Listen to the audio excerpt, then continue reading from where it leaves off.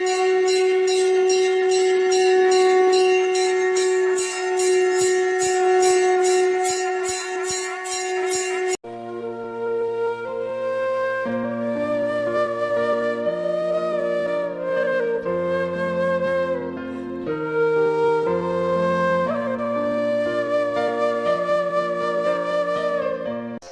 जंगल में बने गुफा महल में राक्षा नाम का एक बहुत ही खूंखार राक्षस अपने परिवार और साथियों के साथ रहता था। राक्षा राक्षस ने जंगल में बहुत तबाही मचा रखी थी।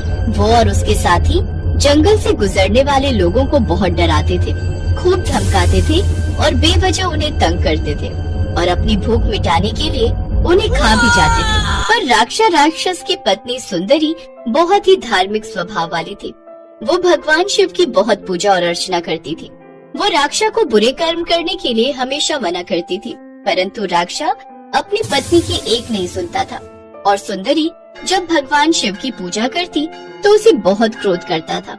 ओम नमः शिवाय, ओम नमः शिवाय, ओम नमः शिवाय। तुमसे कितनी बार कहा है इस शिव की पूजा मत करा करो। ये समस्त देवी देवता हमारे दुश्मन हैं और तुम अपने साथ साथ हमारी बेटी को भी उस शिव की पूजा करने की शिक्षा दे रही हो। आज के बाद अगर तुमने इसकी पूजा की तो मैं तुम्हें घर से निकाल दूंगा। राक्षा राक्षस ने पूरी तरह सुंदरी को शिव जी की पूजा करने के लिए मना कर दिया। माँ, पिताश्री आपको शिव जी की पूजा करने के लिए मना क्यों करते हैं? आप तो कहते हो कि शिव जी हमारे पिता हैं और माता पार्वती हमारी माता, तो हम अपनी माता पिता की पूजा क्यों नहीं कर सकते? अब आप उनकी पूजा कैसे करोगे? बेटी शिवाल्या, मैं जानती हूँ तुम्हारे पिताजी अधर्म की राह पर चल रहे हैं और अधर्मी व्यक्ति का एक दिन बुरा अंत होता है। मैं यह बात भी जानती हूँ, परंतु मैं तुम्हारे पिताजी को समझा समझा कर थक गई कि वो धर्म का मार्ग त्याग दें, किंतु वो मेरी बिल्कुल नहीं सुनते। मुझे नहीं पता कि आगे क्या होने वाला है, पर मेरी बात हमेशा याद रखना। कभी भी तुम्हें किसी मुश्किल का सामना करना पड़े और तुम्हें सहायता की आवश्यकता हो तो तुम अपने आप को अकेला मत समझना। तुम भगवान शिव को याद करना। मैं जानती हूँ वो तुम्हारी सहायता अवश्य करेंगे। सुंदरी अपनी बेटी को धर्म का मार्ग दिखाती है। अब वो चोरी छुपे जंगल में दूर जाकर अपनी बेटी के साथ एक शिवलिंग की पूजा करने लगी। पर राक्षा को इस बात का पता चल गया और उसने क्रोध में आकर सुंदरी को घर से बाहर निकाल दिया। सुंदरी बहुत रोई। स्वामी, हमारी बेटी बहुत छोटी है, मुझे अपनी बेटी से अलग मत करो। मैं अपनी बेटी के बिना नहीं रह सकती, मुझे यहाँ से मत निकालो स्वामी, मैं अपनी बेटी के बिना नहीं रह सकती। पिताश्री, माँ को घर से मत निकालो, मैं माँ के साथ ही रहूंगी, मुझे आपके साथ नहीं रहना। मैं जानती हूँ आप अच्छे पिता नहीं हो क्योंकि आप शिव जी की पूजा नहीं करते हो। देखा तूने, अपनी बेटी को भी मेरे खिलाफ भड़का दिया। अब तू यहाँ से चली जा, मैं अपनी बेटी की अपने तरीके से परवरिश करूँगा। राक्षा सुंदरी को घर से निकाल देता है। सुंदरी जंगलों में भटकने लगती है और बहुत दूर निकल जाती है। उधर शिवाल्या का रो रो कर बुरा हाल था। उसे अपनी माँ की कही हुई बात याद आती है और वो भगवान शिव को याद करती है और रोजाना उनकी पूजा और भक्ति करती है। हे शिव शंकर, माँ कहती है कि आप हमारे पिता हो, फिर तो मैं आपकी बेटी हुई, आप मेरी सहायता करो। पिताजी ने माँ को घर से निकाल दिया क्योंकि वो आपकी पूजा करती थी। मुझे मेरी माँ से मिला दो, माँ के बिना मेरा मन नहीं लगता। माँ कहती है आपसे जो भी मांगो आप जरूर देते हो, मुझे मेरी माँ दे दो। शिवाल्या रोजाना शिव जी से प्रार्थना करती। उसने महल में चोरी छुपे एक शिवलिंग भी बना लिया और वही शिव जी की पूजा और तपस्या करने लगी। एक दिन राक्षा ने शिवाल्या को शिवलिंग की पूजा करते देख लिया और वो अपनी बेटी पर भी क्रोध करने लगा। क्रोध से राक्षा की आंखें लाल हो रही थी और वो गुस्से में अपनी बेटी पर चिल्ला रहा था। मैंने कहा था ना कि इस घर में शिव की पूजा नहीं होगी। तुमने भी अपनी माँ की तरह मेरी आज्ञा का उल्लंघन किया। आज मैं तुम्हें भी इस घर से निकाल दूंगा। जो शिव का मित्र है वो मेरा दुश्मन है। पिताश्री, मुझे डर लग रहा है, मुझे घर से मत निकालो पिताश्री। ओम नमः शिवाय, ओम नमः शिवाय, ओम नमः शिवाय। शिवाल्या शिव मंत्र का जाप करने लगी। अभी भी तू नहीं मानेगी, तू अभी भी शिव मंत्र का जाप कर रही है। तेरे ऐसे मंत्रों का जाप करने से शिव यहाँ नहीं आ जाएगा, वो मुझसे डरता है। समस्त देवी देवता मेरे नाम से भी घबराते हैं। चल, तू यहाँ नहीं रहेगी। तू मेरी बेटी नहीं है, तू अपनी माँ की तरह मेरी बैरी है। तभी शिवाल्या की माँ सुंदरी वहाँ आ जाती है। सुनिए, मेरी बेटी को छोड़ दीजिए, मैं इसे अपने साथ ले जाऊंगी, इसे छोड़ दीजिए। अब नहीं लगता है तुम दोनों का अंत करना ही होगा। मैं तुम दोनों को जीवित नहीं छोड़ूंगा।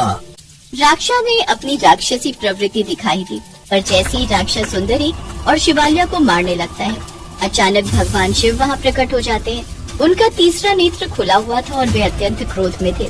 शिव जी को अपने सामने देखकर राक्षा घबरा जाता है।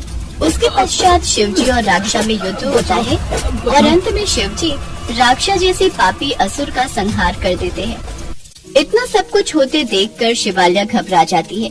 बेटी शिवाल्या, घबराओ नहीं, अब सब कुछ ठीक है। मैंने एक दुष्ट का संहार किया है। जो भी अधर्मी और पापी होते हैं उनको दंड मिलना अति आवश्यक है। अब तुम निर्भय होकर अपनी माँ के साथ सुख से जीवन यापन करो। अब तुम्हें किसी से भी डरने की कोई आवश्यकता नहीं है। तुम जब भी मुझे याद करोगी, मैं अवश्य तुम्हारी सहायता के लिए आऊँगा।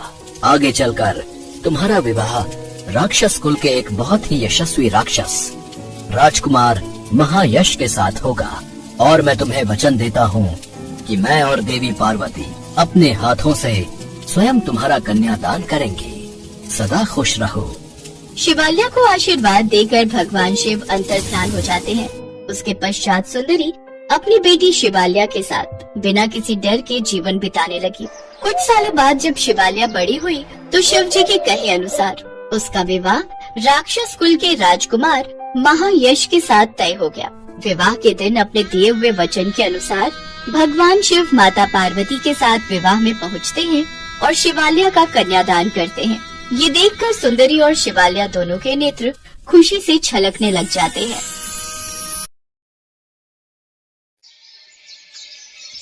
मदन नाम का एक किसान अपनी पत्नी सोमा और 5 साल की बेटी अनु के साथ गोपालपुर गांव में रहता था। मदन के पास खुद की थोड़ी सी जमीन थी। अपनी जमीन पर खेती करके वो किसी तरह अपना घर चलाता था। खेतों में काम करते करते मदन यही सोचता रहता कि कैसे वो धनवान बनेगा। सोमा दूसरी बार गर्भवती होती है। मदन को पूरी उम्मीद थी कि इस बार उन्हें एक बेटा ही होगा।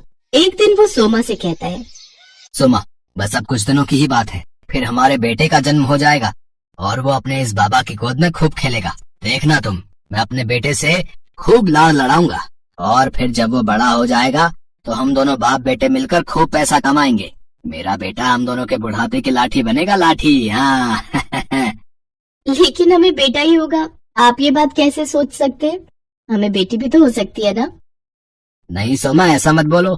ऊपर वाले ने हमें एक बेटी पहले ही दे दी है, अब और नहीं चाहिए। तुम देखना, इस बार बेटा ही आएगा। मदन के विचार सुनकर सोमा बहुत दुखी हो जाती है, लेकिन वो कुछ भी कर नहीं सकती थी। ऐसे ही कुछ दिन बीत जाते हैं। फिर वो समय भी आ जाता है जब सोमा बच्चे को जन्म देती है। लेकिन बच्चे को देखकर मदन दुखी हो जाता है, क्योंकि सोमा ने इस बार भी एक लड़की को ही जन्म दिया था। हे भोलेनाथ, ये आपने मुझ पर कैसा बोझ डाल दिया। पहले ही एक बेटी कम थी, जो अब एक और दे दी। मेरी जिंदगी ही बर्बाद हो गई। कैसे मैं इनका लालन पोषण करूंगा, इनकी शादियां करवाऊंगा। मेरी तो सारी उम्र इनके लिए दहेज जोड़ने में ही निकल जाएगी।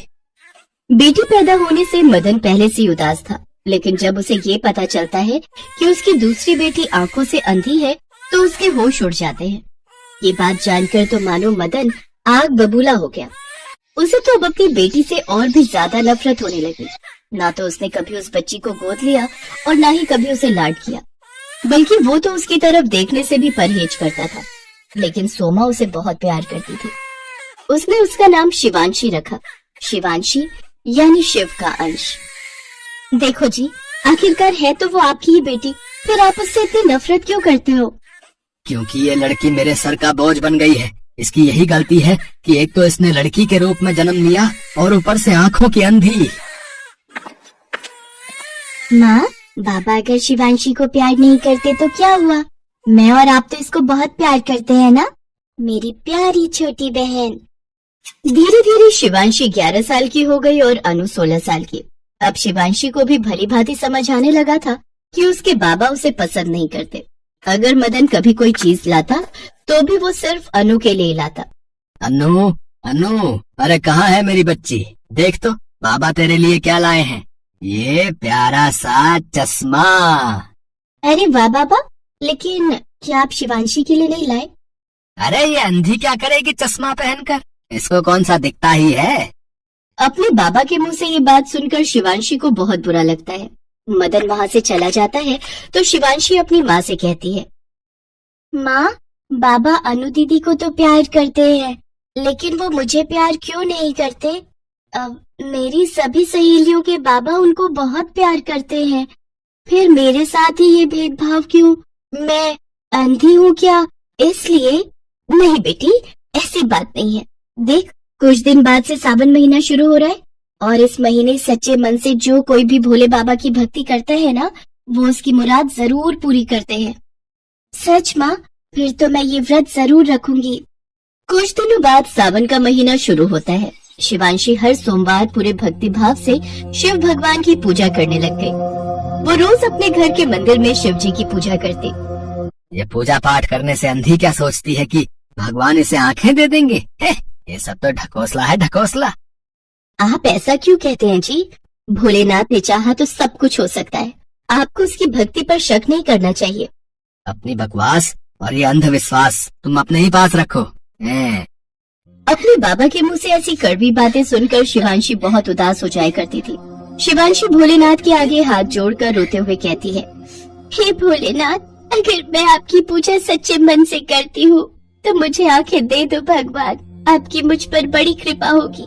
सावन का जब आखिरी सोमवार होता है तो उससे एक दिन पहले भोलेनाथ शिवांशी के सपने में आते हैं और कहते हैं, बेटी शिवांशी, कल सावन का आखिरी सोमवार है। तुम गांव के शिव मंदिर में जाना, मैं तुम्हारी मनोकामना अवश्य पूरी करूंगा। अगले दिन सुबह शिवांशी अपने सपने के बारे में अपने माँ बाबा को बताती है। सच मेरी बच्ची, भगवान करे सच में तेरी आंखों की रोशनी आ जाए। तुम दोनों माँ बेटी पागल हो गई हो, हैं? जो कुछ भी सपना देखा उसी को सच मानने लग गई। ऐसा भी भला होता है क्या? अगर तुम्हें मंदिर जाना है तो जाओ, लेकिन मैं बिल्कुल नहीं जाऊंगा। हाँ। मदन खेत पर चला जाता है। अनु स्कूल गई होती है। सोमा शिवांशी को लेकर गांव के मंदिर चली जाती है। उस वक्त वहाँ आरती हो रही होती है। आखिरी सोमवार होने के कारण वहाँ काफी भीड़ होती है। आरती की आवाज चारों ओर गूंज रही होती है। शिवांशी बुरी तरह घबरा जाती है। वो अपनी माँ को आवाज दे रही होती है, लेकिन आरती की आवाज में कुछ भी सुनाई नहीं दे रहा होता है। वो अपनी माँ को ढूंढते ढूंढते बाहर की तरफ आती है कि तभी उसको एक पत्थर से ठोकर लगती है, जिससे वो नीचे गिर जाती है और सिर पर चोट लगने के कारण वो बेहोश हो जाती है। सभी लोग उसकी तरफ भागते हैं। सोमा भी उसके पास आती है। फिर एक औरत लोटे में से पानी छिड़क कर शिवांशी के मुंह पर छींटे मारती है, जिससे शिवांशी को होश आ जाता है और वो जैसे ही आंखें खोलती है तो उसे सब दिखाई देने लगता है। मेरी बच्ची, तू ठीक है ना? मुझे माफ कर दे, न जाने आज कैसे मेरा हाथ तुझसे छूट गया। माँ, मुझे सब दिखाई दे रहा है माँ। अब मैं सब कुछ देख सकती हूँ। भोलेनाथ ने मेरी मनोकामना पूरी कर दी माँ। मैं सब देख सकती हूँ। ये तो सचमुच चमत्कार हो गया बेटी। भोलेनाथ का लाख लाख शुक्र है जो मेरी बच्ची की आंखों की रोशनी दे दी। ये बात सुन सभी गांव वाले आश्चर्यचकित रह जाते हैं और जोर जोर से भोलेनाथ का जयकारा करने लगते हैं। घर आकर सोमा ये सारा किस्सा मदन और अनु को बताती है।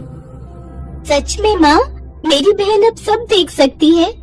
हाँ दीदी, अब मैं सब देख सकती हूँ।